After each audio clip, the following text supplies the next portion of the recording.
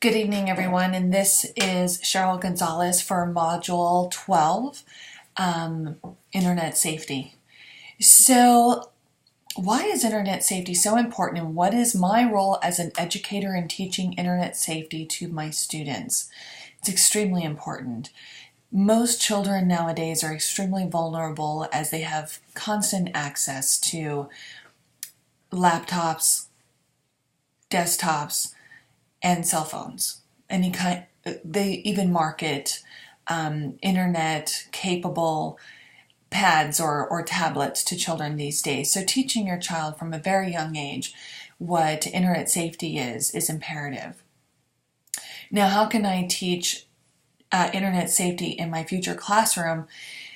So I teach adults. So it would be extremely important as a role for an educator to teach them how to be discerning and cautious when opening up emails, opening up potentially dangerous phishing scams, or accessing web pages on company computers that can easily infiltrate our systems.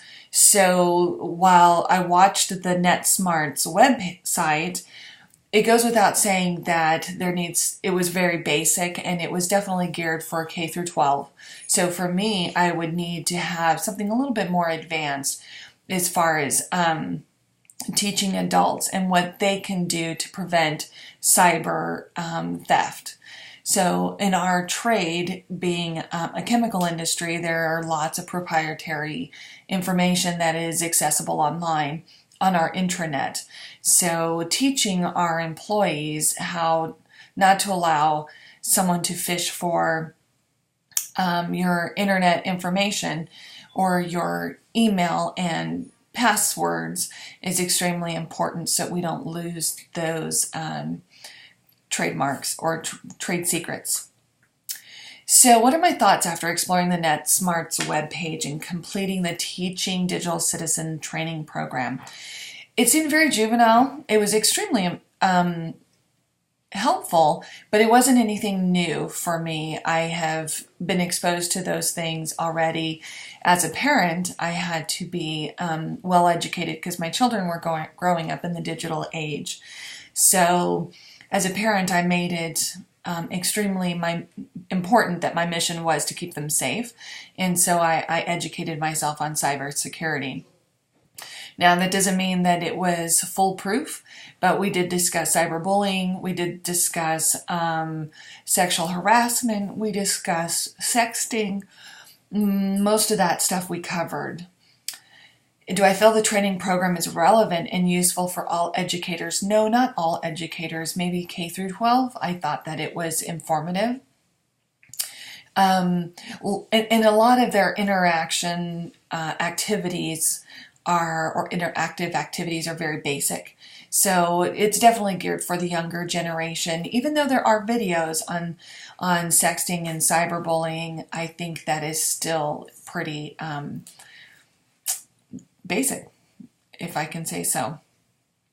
Now, the article, some of the main points that I found impactful for me was how many children were exposed these days to cyberbullying or some sort of sexual advancement online. So in all, there were 1 in 7, and now it is as low or as many as 1 in 5. So statistically, it's coming down. But one of the things that I found was interesting is towards the end of the article, it talked about how they weren't sure what effect it would have on children when, as the internet is expanded and grows, and those children are exposed exponentially to other websites and other other harassment that's through applications. Why can't they figure that out at this stage? Why does it need more testing? That's something I don't quite understand. If it's extremely accelerated now from 1 to 7 and now 1 to 5 in just a few years, why can they not figure out? Why does it need to have more studying? Can't they just put in the safeguards to protect people from these things? Now, can't protect everyone. I understand that, but I do think that it's important for us as educators to inform from a very young child to a preteen and a late teen or young adult that there are precautions and they have a choice and they don't have to be bullied online. They can either say something or immediately tell the bully that what they're doing isn't warranted. So yes, there are choices, and those children need to be made aware that those choices are available to them. It was really impactful to me that they've stated with cyberbullying, not only were they harassed at school for bullies, but now they're harassed at home online, and how much a child is affected by that because they weren't safe at school and now they're not safe at home where their safe place should be. So those were some of the points that I took away from that article and also from the NetSmart's website. Thank you for this one. This one seemed to open my eyes a little bit, and I appreciated the actual lesson. Thank you.